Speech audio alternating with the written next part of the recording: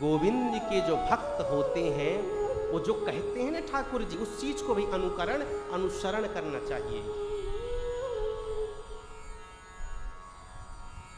मेरे जो सुदामा है वो कब मांगने जाते हैं? जब बच्चे भूखे होते हैं तब उतना ही मांगते हैं जितनी जरूरत है, बाकी दान कर देते हैं। उनकी पत्नी सुशीला है, नाम से जैसे यथा नाम हो तथा गुणा। उसने सुन रखा है कि मेरे पति के जो मित्र है द्वारकाधीश है, कई दिन तो ऐसे आते हैं सुशीला के जो पुत्र हैं, छोटे छोटे बच्चे हैं, छोटे छोटे बालक हैं, वो कहते हैं माँ मुझे ये खाना है, लेकिन माँ शांत करके सुला देती है, बेटा आज गए थे भिक्षा में, कुछ घर में नहीं था, लेकिन आज कुछ नहीं मिला, कल लेकर के आएंगे तब मैं तुम्हें खिलाऊंगी, आज कुछ नहीं है बेटा तू सो जा, मैं तुझे पानी देती हूँ, तो जल पान कर और सो जा। सबसे गंदी सबसे बुरी चीज है गरीबी। गरीबी ही सबकी मूल जड़ है। भगवान किसी को गरीबी न दे। आदमी ये जो एक तो दिखावा, आधा कुछ दिखावा मार दिया, अगर वो पहन रहा है, मैं ऐसे नहीं पहन के गए तो मुझे कहेंगे कि ये गरीब है, कुछ तो दिखावा के कारण से। और कुछ जो है रियल में गरीबी जो है, महाराज जो वही जानता है जो गरीब है। कितने कंप्रोमाइज करने पड़ते हैं जीवन के, कितना त्याग करना पड़ता है सिर्फ सांत्वना, बेटा कल होगा, बेटा कल हम भी ऐसे होंगे, कल हम भी ऐसे होंगे, और करते करते माता पिता चल बसते हैं। और बेटा अपने बेटों से यही बात कहता है, तो चिंता मत कर, हमारे भी ऐसा सब कुछ होगा जैसे उस बाबूजी के है। सुशीला अपने पुत्रों को, अपने बालकों को सांत्वना देती है, बेटे आज नहीं है तो क्या हुआ, कल होगा, तुम चिंता मत करो, तुम्हारे पिता है ना बहुत अच्छे स्वभाव के हैं, भगवान पे भरोसा करने वाले हैं, तुम चिंता मत करो, वो कल होगा, सब व्यवस्था कल होगी। एक दिन सुशीला सुदामा जी के पास जाती है, हे पतिदेव, हे स्वामी, मैंने सुना है कि जो आपके मित्र है वो द्वारकाधीश है, और मैंने ये भी सुना है कि बहुत वैभव संपन्न है, लक्ष्मीपति है, बहुत धनवान है, ज्ञानवान है। बोले सो तो है, हाँ देवी आपने ठीक सुना है। तो स्वामी मैं एक निवेदन आपसे करना चाहती हूं। बोले करो। बोले क्या आपके मन में कभी मित्र से मिलने की इच्छा नहीं होती, कभी अभिलाषा नहीं होती, कभी लालसा नहीं होती कि मित्र से मिलूं? सुदामा जी के नेत्र सजल हो गए, देवी तुमने कौन सी राग को छेड़ दिया, तुमने मेरे गोविंद का नाम लेकर मेरे जो नेत्र हैं सजल कर दिए। मैं बहुत मिलना चाहता हूँ देवी, मैं चाहता हूँ गोविंद के पास जाना चाहता हूँ, मिलना चाहता हूँ, देखना चाहता हूँ, आलिंगन करना चाहता हूँ, संस्पर्श करना चाहता हूँ, गले मिलना चाहता हूँ, साथ बैठ करके भोजन करना चाहता हूँ, वार्तालाप करना चाहता हूँ, सब कुछ करना चाहता हूँ। तो स्वामी क्यों नहीं चले जाते आप जाओ, मैं कहती हूं जाओ। और एक बात और स्वामी जी, हम बहुत गरीब हैं और ठाकुर जी कृपालु हैं, दयालु हैं, भक्त वत्सल हैं, पतित पावन हैं, तुम गए तो जरूर तुम्हारी गरीबी को दूर कर देंगे। बोले देवी क्या बोल रही हो, ये तो व्यापार है, तुम सोचती हो मैं अपने गोविंद से मिलने धन के लिए जाऊं, अपनी गरीबी को दूर करने के लिए जाऊं? अगर तुम ये सोच रही हो देवी, मैं कभी नहीं जाऊंगा। मेरा कभी जाना नहीं होगा। तुम अगर कहती कि अपने मित्र से मिल लो, उसके दर्शन कराओ, उसका संस्पर्श पालो, उसके गले मिल लो, तो मैं सहर्ष इस बात को स्वीकार कर लेता। लेकिन तुम्हारे मन में किंचित स्वार्थ है, इसलिए देवी मैं तो बिल्कुल नहीं जाऊंगा। बोला क्षमा करना स्वामी, मेरा उद्देश्य, मेरी जो इंटेंशन है, मेरी जो भावना है, ऐसे बिल्कुल नहीं है। मैं कहती हूं स्वामी, आप एक बार द्वारकापुरी जाएं, बिल्कुल मत मांगे। और निको धन चाह हरि बावरी, ब्राह्मण को धन केवल भिक्षा, ब्राह्मण को धन केवल भिक्षा। हे बाबरी, हे सुशीला, तुम और किसी को धन चाहिए, हम तो उसी में संतुष्ट हैं। 4 घर गए, जो मिला संतुष्ट हुए, वापस आ गई। धन कोई और ले ले, हमें धन से कोई आवश्यकता धन की नहीं है, हम ब्राह्मण हैं।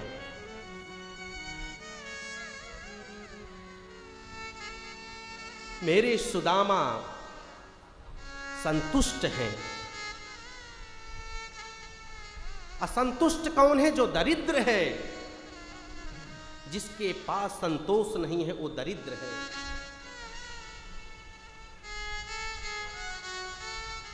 जब आवहि संतोष धन, सब धन धूरी समान।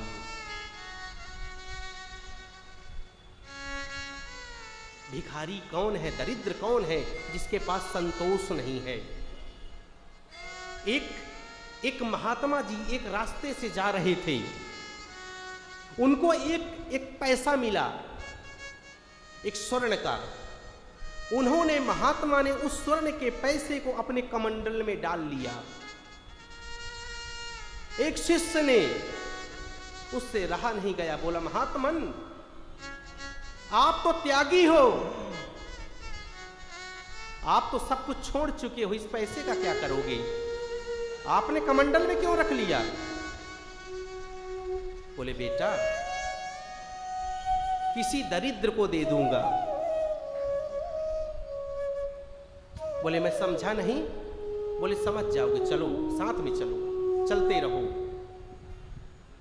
उस शिष्य को लेकर के वो महात्मा, वो संत झोपड़पट्टी में गए, गरीब खाने में गए, हर जगह घूमा, लेकिन उन्हें दरिद्र कोई नहीं मिला। लेकिन ये क्या, अचानक एक रास्ते से जा रहे थे, मारो काटो पकड़ो, आक्रमण दौड़ो, एक भयंकर गर्जना हो रही थी।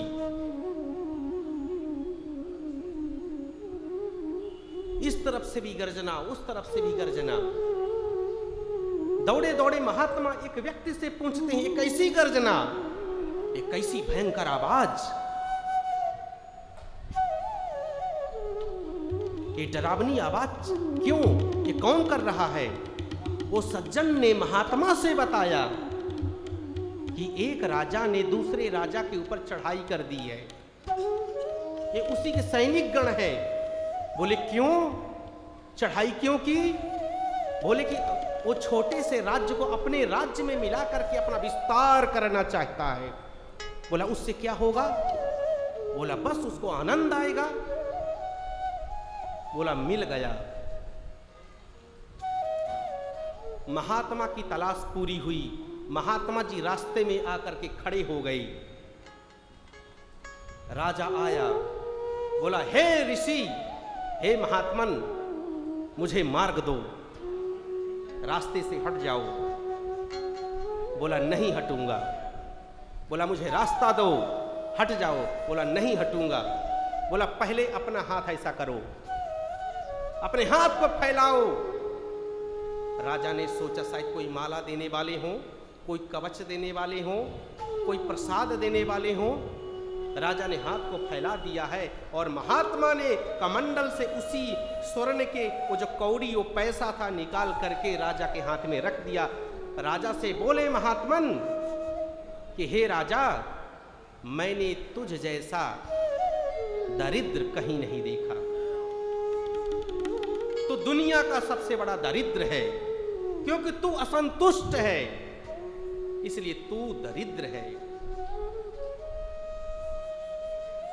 तो मेरे जो सुदामा है वो दरिद्र नहीं है, असंतुष्ट नहीं है, उनके अंदर सेटिस्फैक्शन है, संतुष्टि है, संतोष है।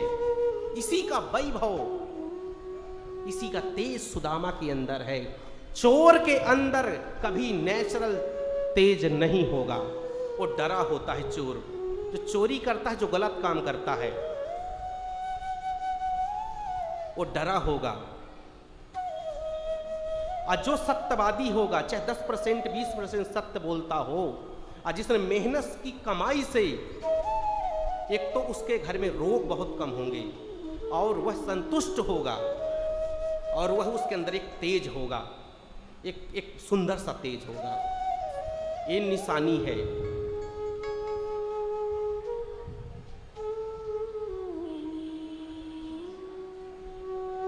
मेरे सुदामा जो हैं द्वारिका जाने के लिए तैयार होते हैं। जब सुशीला कहती है कि अपने मित्र से मिल आओ, जब इतनी याद तुम्हें उसकी आती है गोविंद की, तो मिल आओ स्वामी। मैं नहीं चाहती हूँ धन, मुझे मान सम्मान कुछ नहीं चाहिए, मुझे तो जो मेरा स्वामी चाहता है मुझे वो चाहिए। जाओ मेरे स्वामी, मुझे नहीं चाहिए कुछ। लेकिन मित्र के घर, मंदिर में, अपने गुरु के घर और अपने बड़ों के घर या कोई शुभ अवसर पे हमें खाली हाथ नहीं जाना चाहिए। तो बोले अब क्या किया जाए? या चित्तः चतुर्मुष्टीन विप्रान पृथक तांडुलान। 4 घर से 5 प्रकार के चावलों को सुशीला जी लाती हैं, और एक जो स्त्री अगर बुद्धिमान है तो बिना कहे सब कुछ कैसे कह देती है, सुशीला से सीखने लायक। 4 कपड़े, फटे कपड़े हैं, छोटे छोटे टुकड़े। सुशीला ने 4 कपड़ों को सिला है, एक बड़ा कपड़ा बनाया है, और 4-5 प्रकार के चावल हैं। कपड़े भी अलग अलग हैं, नीले, पीले, हरे, गुलाबी। और चावल भी कोई टूटे हैं, कोई मोटे हैं, कोई पतले हैं। और उस फटे कपड़े में उन 4 प्रकार के चावलों की कोटली बनाई है। मानो सुशीला ने कुछ न कहकर गोविंद से सब कुछ कह दिया। सुशीला जानती है मेरा जो पति है ना, वो गोविंद से कभी कुछ नहीं कहेगा। अगर गोविंद पूछेगा, मेरा गोपाल, मेरा कन्हैया पूछेगा, हे सुदामा गृहस्थी कैसी है, तो सुदामा जी कहेंगे सब ठाकुर की कृपा है। मैं पति को जानती हूं, इसके प्रेम को मैं जानती हूं, इसके वात्सल्य को जानती हूं। मेरा पति कभी नहीं कहेगा कि ठाकुर मैं गरीब हूं। सुशीला ने चावलों के माध्यम से, वस्त्रों के माध्यम से सशक्त रूप से अपनी गरीबी का बखान कितने दिव्य तरीके से किया है, आप देख सकते हैं। लेकिन सुदामा का दशा कैसी है ये भी सुन लें आप। एक छड़ी है, धोती कई जगह से फटी है, दुबले पतले से हैं, एक एक नस दिखाई देती है, लेकिन चेहरे में ब्रह्म तेज है, दिव्य अलौकिक तेज है। चल जिए द्वारकापुरी, लालसा कृष्ण के मिलन की।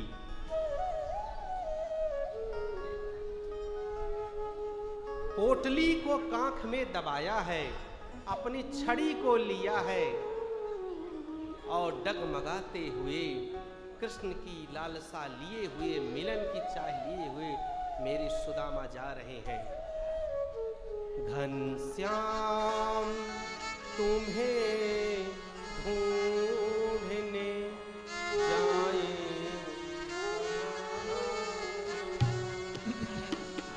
घनश्याम तुम्हें, श्री राधे, घनश्याम तुम्हें ढूंढने जाए कहाँ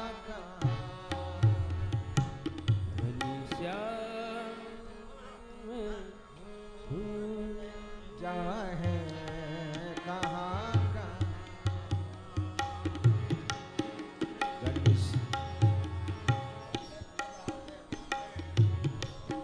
घनश्याम तुम्हें ढूंढने जाए कहाँ कहाँ, घनश्याम तुम्हें ढूंढने जाए कहाँ कहाँ। श्री राधे, घनश्याम तुम्हें ढूंढने जाए कहाँ कहाँ, घनश्याम तुम्हें ढूंढने जाए कहाँ कहाँ। घनश्याम याद को तेरी बिरह के याद को आए कहाँ कहाँ। घनश्याम तुम्हें ढूंढने जाए कहाँ कहाँ। श्री राधे, जय हो। ताली की सेवा करते हुए बहुत भाव है भजन में। श्री राधे, दोनों हाथ उठा के श्री राधे, जय हो। घनश्याम तुम्हें ढूंढने जाए कहाँ कहाँ,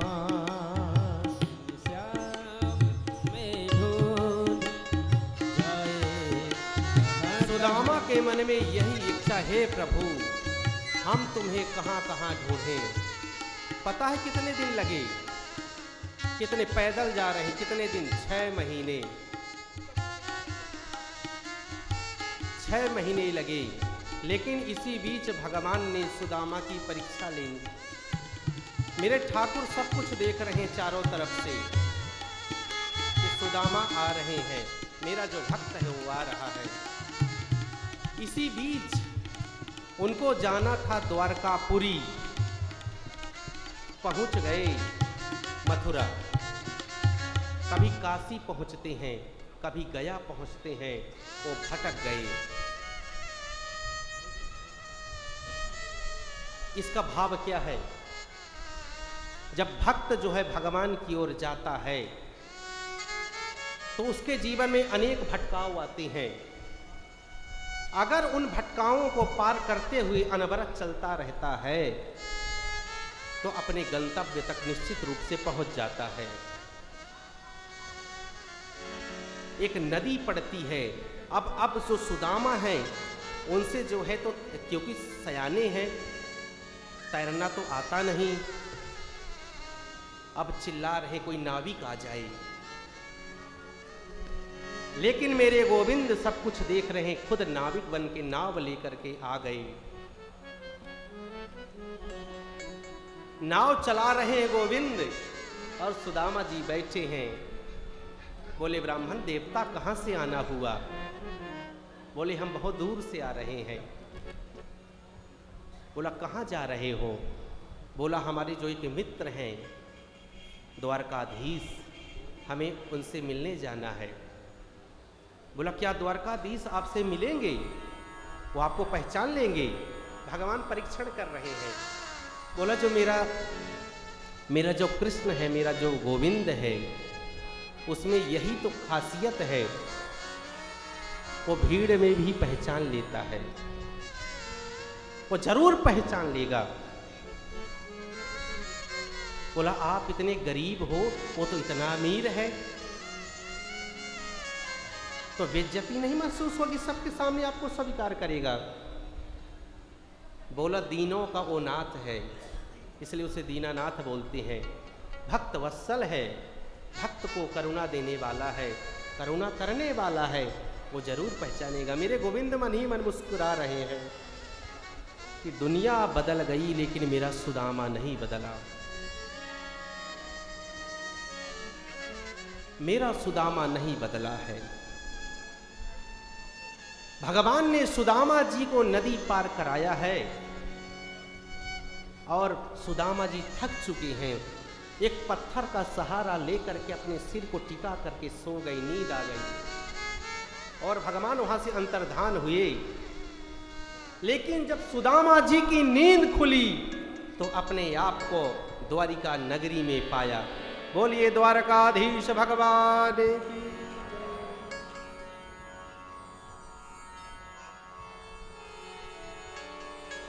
जाते हैं सुदामा जी किसी एक व्यक्ति से पूछते हैं, क्यों यही है द्वारिका नगरी? अरे पहले भैया ये बताओ मैं ये कहाँ खड़ा हूँ, मुझे द्वारिका नगरी जाना है। बोले बाबा आप वहीं खड़े हो जहाँ आपको जाना है। बोला ये द्वारका नगरी है? बोले हाँ, मथुरा थोड़ी है, द्वारिका ही है। बोले अच्छा।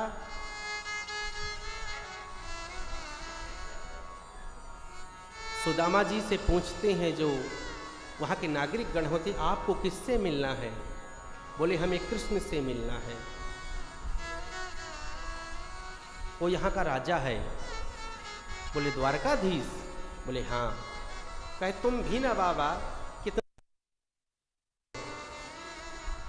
आपके मित्र द्वारकाधीश, कितना सुंदर मजाक किए हो आप। बोले भैया मैंने कोई मजाक नहीं किया, मेरा वो जो कृष्ण है वो मेरा मित्र है। चार सखा हंसती हुई चली गई। सुदामा जी और आगे बढ़ते हैं। द्वार आया भगवान का।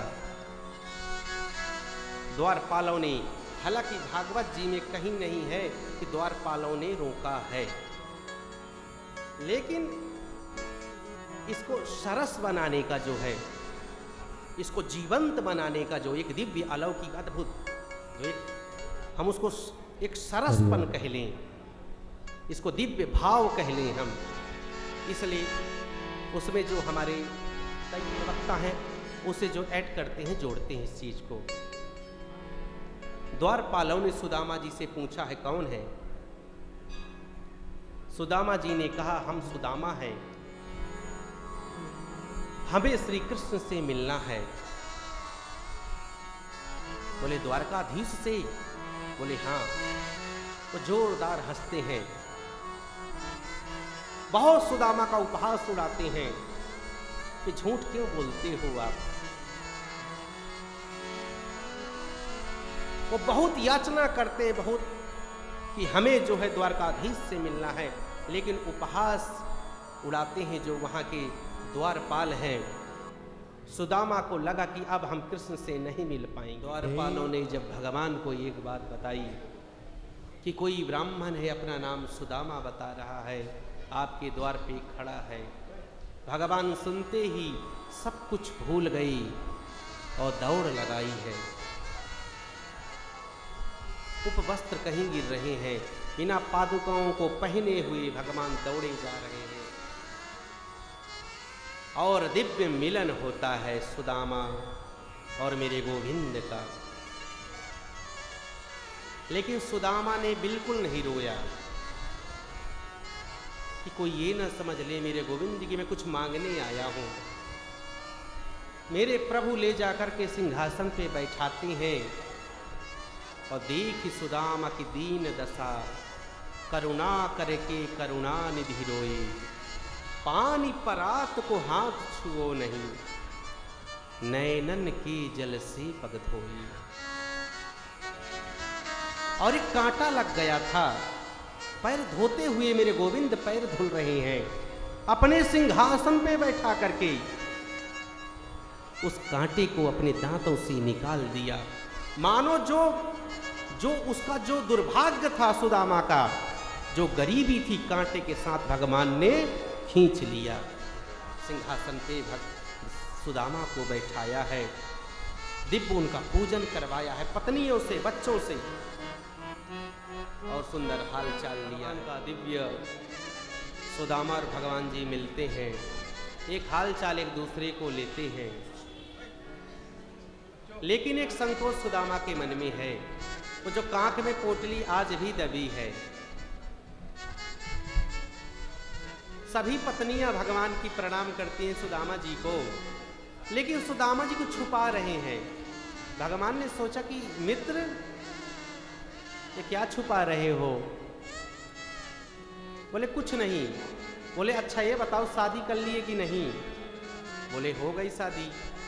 बोले पत्नी जी का क्या नाम है? सुशीला। भाई हमें बुलाया नहीं आपने। बोला बस हो गए, जल्दी में हो गई। बोले लाला तुम बताओ तुम्हारा क्या है? बोला अभी लाइन लगी वो मेरा ही है सभी।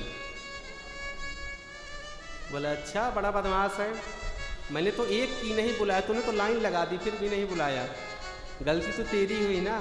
बोले ठीक है चलो बात कोई और करते। बोले ठीक है करो। बोले अच्छा ये बताओ कि शादी हो गई, भाभी ने तो कुछ दिया होगा। अब सुदामा जी संकोच में पड़ गए कि इतना बड़ा महल का इसका मालिक है और मैं वो चावल और पोटली इसको मैं क्या दिखाऊं, कैसे दिखाऊं? नहीं मित्र कोई और बात करते हैं। बोले नहीं, भाभी ने क्या दिया है? बोले पता है तुम्हें? रुक्मणी जी से सुदामा जी बताने लगे, ये छोटे में चोर था, मक्खन चुराता था, ये चुराता था, वो चुराता था। बोले मैंने उसको भी चुरा के ही शादी की है, तुम छोड़ो, ये बताओ भाभी ने क्या भेजा है? बोला सब। तो अब हंसे धर्म संकट में। बोले क्या भेजा है जल्दी बताओ। भगवान देखे कि सुदामा जी को छुपा रहे हैं। जबरदस्ती बलात् भगवान ने उस पोटली को छीन लिया और जब पोटली को खोल करके देखा तो भगवान रोने लगे कि हे सुदामा, इतना वैराग्य, इतना तप, इतना त्याग, और फिर भी तुम चुप रहे, तुमने एक शब्द नहीं कहा। वाह मेरे मित्र, तुम मुझे पहले ही क्यों नहीं बताई, पहले क्यों नहीं मिले?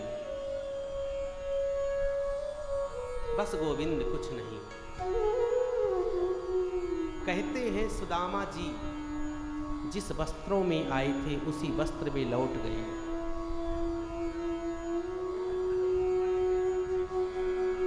वो त्यागी सुदामा जी हैं। उस चावलों को भगवान ने एक मुट्ठी में पूरे लोक का जो है सुख दिया, दूसरे मुट्ठी में ऊपर का सुख, तीसरी मुट्ठी लेकर के खाने लगे तो रुक्मणी जी ने हाथ पकड़ लिया। बोला बस करो, नुकसान करेंगे।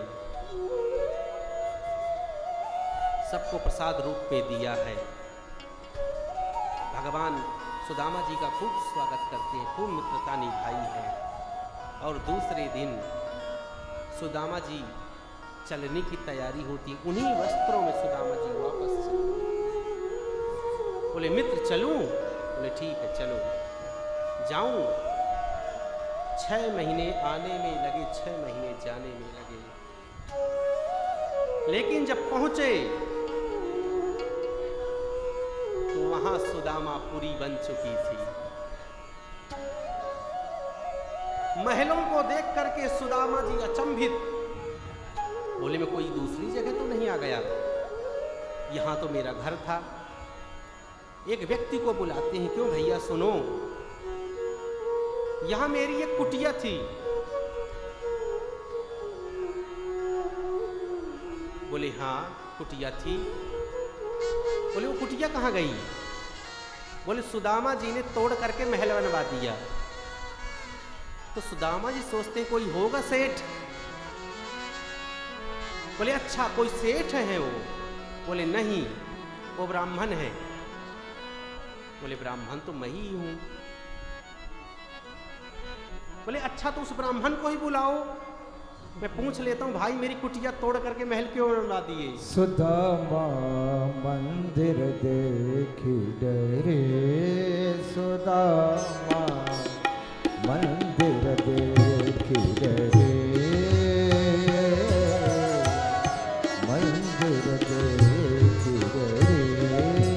सुदामा यहाँ तो थी मेरी टूटी झुपड़िया, यहाँ तो मेरी टूटी झुपड़िया, सुंदर महल खड़े।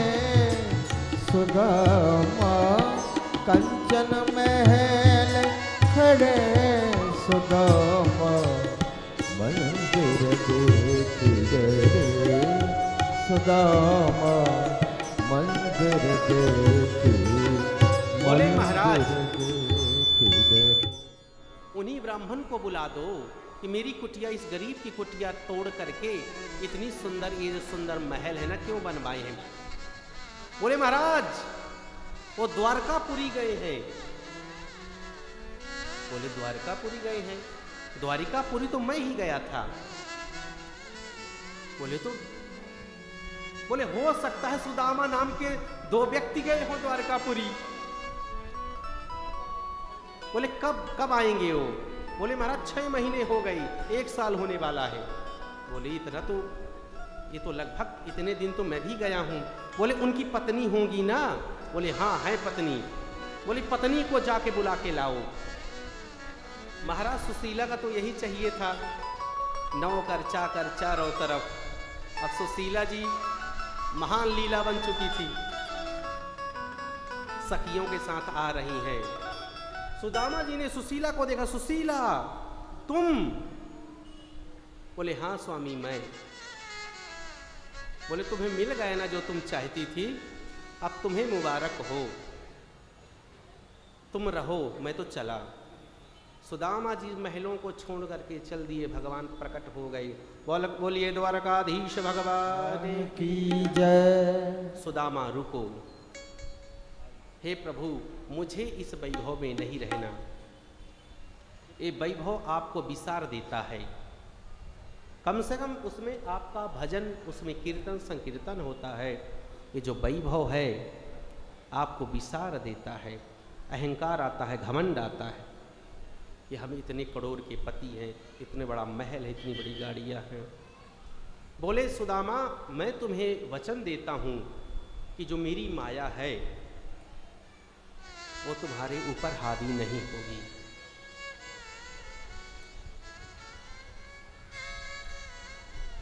जब तक हम रहें तो दिव्य कार्य करते रहें, और जब तक जो दिव्य कार्य कर रहे हैं, सुंदर कार्य कर रहे हैं, उनको उनके विषय में ना बताया जाए